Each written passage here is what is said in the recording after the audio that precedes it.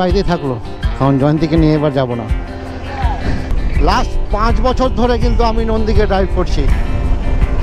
ও হচ্ছে সুশান্ত পান্ডে, আমাদের সঙ্গেই প্রাইমারিতে চাকরি করে। গত মাসেই কিন্তু ত্রিপুরা, মেঘালয় আর আসাম ঘুরে কিন্তু পাল্লা দিয়ে জয়ন্ত দা সুশান্ত কিন্তু একই রকমভাবে চলছে। জয়ন্ত দা কিন্তু মুড়িটা প্রায় শেষই করে ফেলেছে। আমরা কিন্তু শিলিগুড়িতে ঢুকে পড়লাম।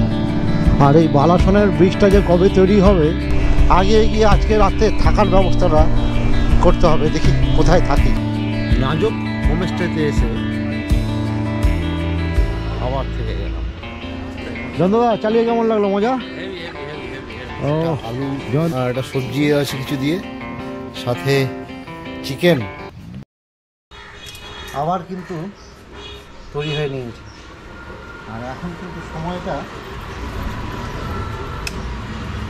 এখন কিন্তু 12:40 বেজে গেছে। আর এই রাইডে আমার সঙ্গে যাদের জয়ন্তদা তো আছে, আর তার সাথে আরও 3 জন বন্ধু, আমরা সব মিলিয়ে 5 জন যাবো এই রাইডে। চলো আজকে কিন্তু বাড়িতেই থাকলো, কারণ জয়ন্তীকে নিয়ে এবার যাব না। মা আসছি, মা জয়ন্তী আসছি।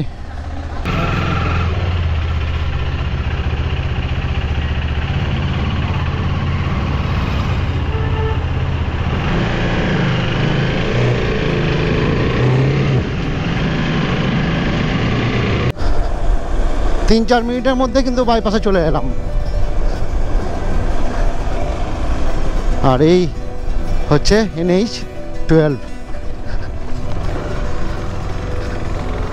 তো দেখে নাও।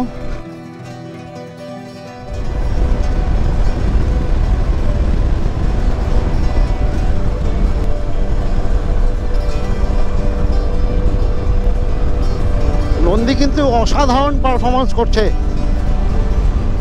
লাস্ট 5 বছর ধরে কিন্তু আমি নন্দীকে ড্রাইভ করছি।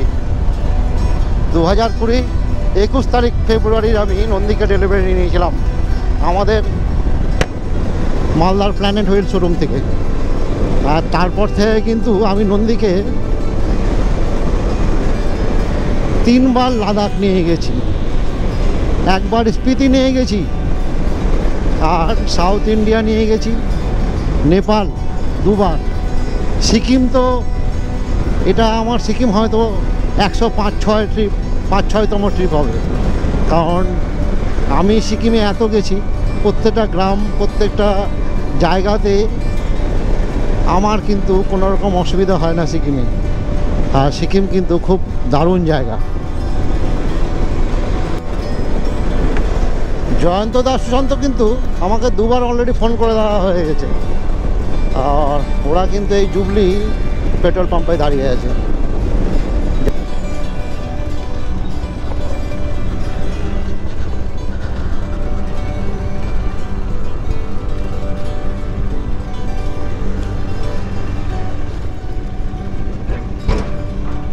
আর এই দেখো জয়ন্তদার নতুন ট্র্যাম্প দেখেছো?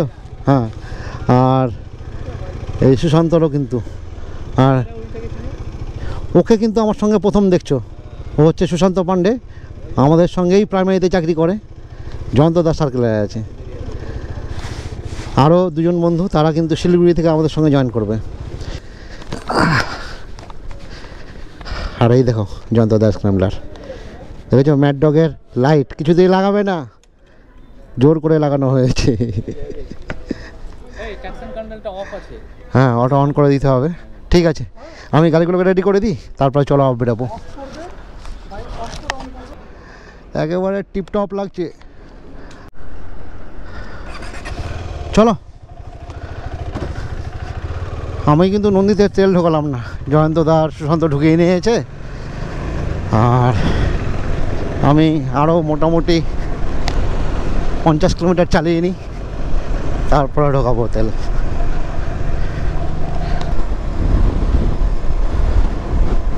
হর হর মহাদেব, বম বম ভোলে, বম বম ভোলে, বম বম ভোলে।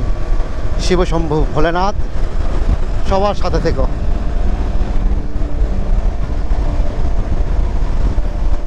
আমাদের নর্থ সিকিমের কিন্তু পারমিশনটা আমরা কালকেই করে ফেলেছি। আজকে শনিবার সকালে স্কুলটা করে ফেলেছি, তারপরে এসে নন্দীকে পুরো প্যাক করলাম, চেন লিফটটা করে নিলাম, তারপরে বেরিয়ে পড়লাম। বাড়ি থেকে কদুবাড়ি 26 কিলোমিটার, আর বেরোনোর সময় কিন্তু ট্রিপটা জিরো করতে ভুলে গেছিলাম, সেজন্য ট্রিপটাকে জিরো করে নিলাম।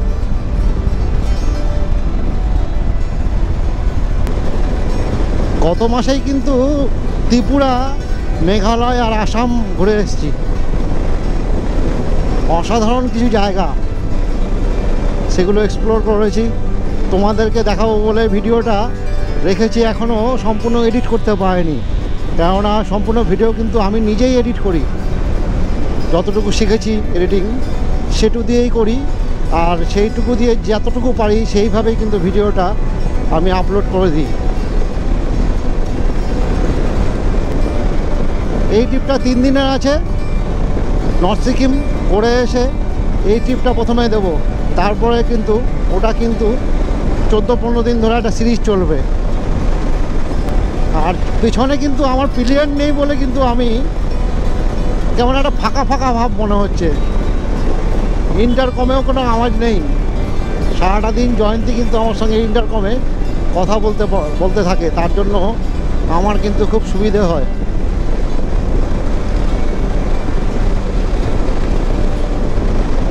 চলো, সোলো রাইড করছি, সেইভাবে চলতে হবে, আগাই ধীরে ধীরে।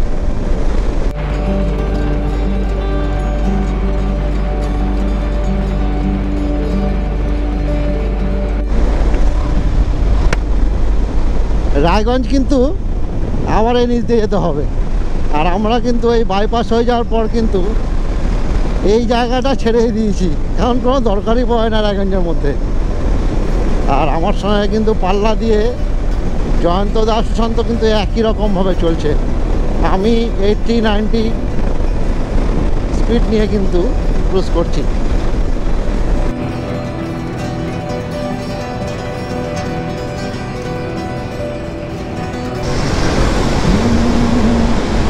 এই দেখো জয়ন্ত দাকে, ও সেই মজা নিয়ে চালাচ্ছে কিন্তু।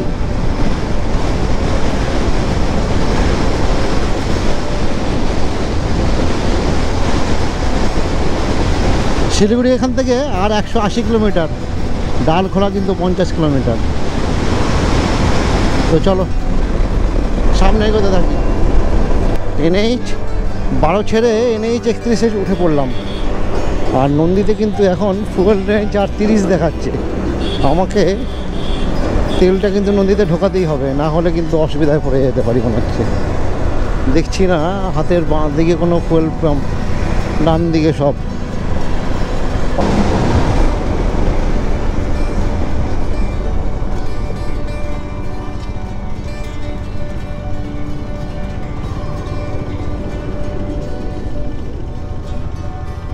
এটা না এটা ভাই,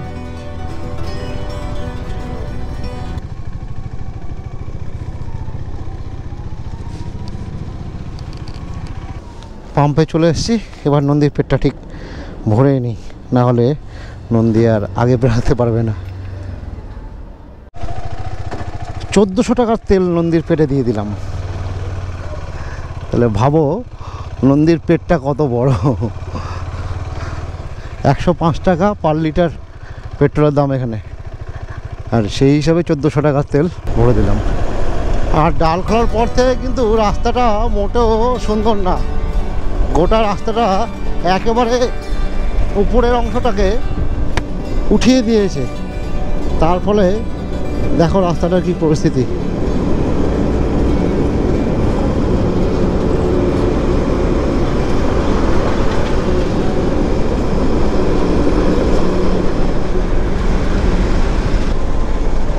শিলচর 847 আর শিলিগুড়ি 97। আমরা কিন্তু এবার NH 27 উঠে পড়লাম। এই রাস্তাটা কিন্তু অনেক বড়, NH 27। আমি এই রাস্তাটা পুরোটা কভার করেছি, একেবারে শিলচর থেকে মালদা ও ভাই, হাফলংয়ে যে রাস্তা ছিল আমার আসাম, মেঘালয়, ত্রিপুরা ট্রিপের ভিডিওতে তোমরা অবশ্যই দেখতে পাবে। একদম কি বলবো, আর দেখলেই বুঝতে পারবে অসাধারণ একটা জার্নি আমরা করেছিলাম। কিন্তু কাকার দোকানে চলে এলাম, নন্দীকে এখানে সাইড করে রাখি, তাহলে ওদেরও দেখতে সুবিধা হবে। কাকার দোকানে একটু চা খেয়ে নিই, খেয়ে নিয়ে খিদেও পেয়েছে, দেখি কি খাওয়ার পাওয়া যায়, খেয়ে নিই।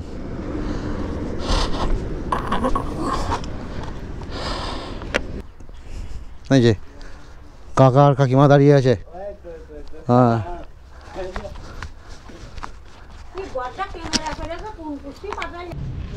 জয়ন্তদা কিন্তু মুড়িটা প্রায় শেষই করে ফেলেছে, আর মুড়ির সাথে পেঁয়াজ, লঙ্কা, চপ।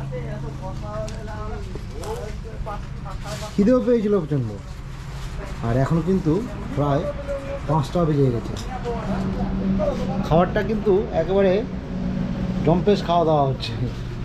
এই দেখো আমার মুড়িটা দেখো কতটা। এটা খেয়ে চা খাবো, খেয়ে তারপর এখান থেকে শিলিগুড়ির দিকে রওনা দেবো। আর সুমন্তকে দেখো একটা চপ খেয়ে ফেলেছে, কিন্তু দ্বিতীয়টা খাচ্ছে। তো আমিও না খাবারটা খেয়ে শেষ করে ফেলি, তারপরে এখান থেকে বেরোবো।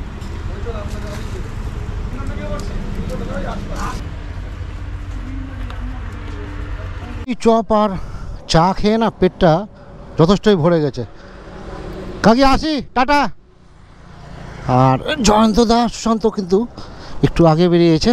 আমি টয়লেট করতে গেছিলাম, হুসু করতে গেছিলাম, তাই একটু লেট হয়ে গেল।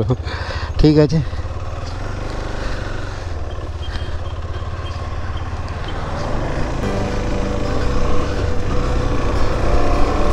আমার দুধারে কিন্তু চায়ের বাগান শুরু হয়ে গেল। আর চায়ের বাগানের চায়ের যে একটা সুগন্ধ, সেটা কিন্তু অপূর্ব সুন্দর। শেষমেশ ঘোষপুকুর পৌঁছে গেলাম, আর এবার উপর দিকে আর যাবো না, নিচ দিয়ে যাব সোজা, কারণ আমাদের শিলিগুড়ি দিয়ে যেতে হবে। মাঙ্গান হয়ে আমরা বেরিয়ে যাবো কালকে। আজকে একটা কোথাও থেকে যাব রাত্রে।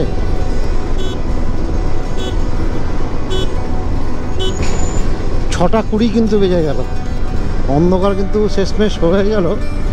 আমরা শিলিগুড়িতে এখনো ঢুকতে পারিনি। আমরা কিন্তু শিলিগুড়িতে ঢুকেই পড়লাম। আর এই বালাসনের ব্রিজটা যে কবে তৈরি হবে, এই ব্রিজটা যেদিন তৈরি হয়ে যাবে না, সেদিন কোনো চাপই থাকবে না শিলিগুড়ি আপ ডাউনে। মানে এই জায়গাটায় এই যে রাস্তাটা কিন্তু আস্তে আস্তে শুরু হয়ে গেল, সিঙ্গেল লেন।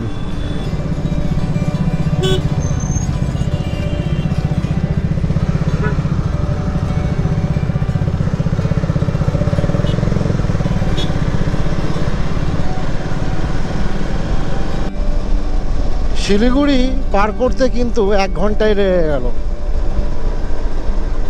6টা থেকে এখন টাইম হয়ে গেল 7:05-6।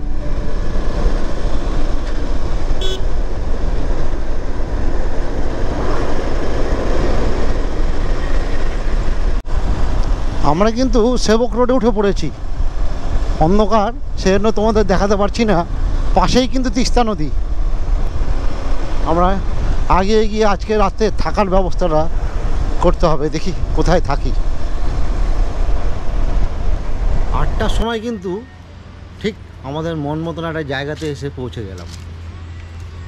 আর এই জায়গাটা সেকেন্ড টাইম আমি আবার এলাম। নাজক হোমস্টেতে এসে আবার থেকে গেলাম। আমরা কিন্তু এবার টেন্ট নিয়ে বেরোইনি, সমস্ত ট্রিপটাই কিন্তু হোটেলে, হোমস্টেতে থাকবো। দূরে কিন্তু পাহাড়ের গায়ে আগুন জ্বলছে। গোপ্রোতে কেমন আসছে বলতে পারছি না। গত বছর আমরা এই জায়গাটাতেই টেন্ট করেছিলাম আমাদের। তো সেটার ভিডিও করে রেখেছি, এখনও পর্যন্ত সেটা দিইনি কিন্তু। আর সেটা আছে হিন্দিতে, কেননা আমি তো আগে একটা হিন্দিতেই বেশিরভাগ ব্লগটা করতাম। গত ত্রিপুরা ট্রিপে, ত্রিপুরা মেঘালয় আসাম ট্রিপে বাংলায় করেছি। আবার এইটাও কিন্তু, এই ট্রিপটাও নর্থ সিকিম, এই ট্রিপটাও কিন্তু বাংলায় করছি। জয়ন্তদা চালিয়ে কেমন লাগলো? মজা? ও, জয়ন্তদা মজা নিয়ে কিন্তু গাড়িটাকে চালাচ্ছে। আর সুশান্ত ভাইও কিন্তু ঠিক জয়ন্তদার সঙ্গেই ডেলিভারি নিয়ে এসে গাড়িটা। এখন আমরা কিছু টিফিন করি, করে নিয়ে ফ্রেশ হই, তারপরে রাতে ডিনার করব। আজকে চিকেন বলেছি আমরা, চিকেন রাইস খাবো। খেয়ে এই রুমটা কিন্তু আমাদের দিয়েছে থাকতে।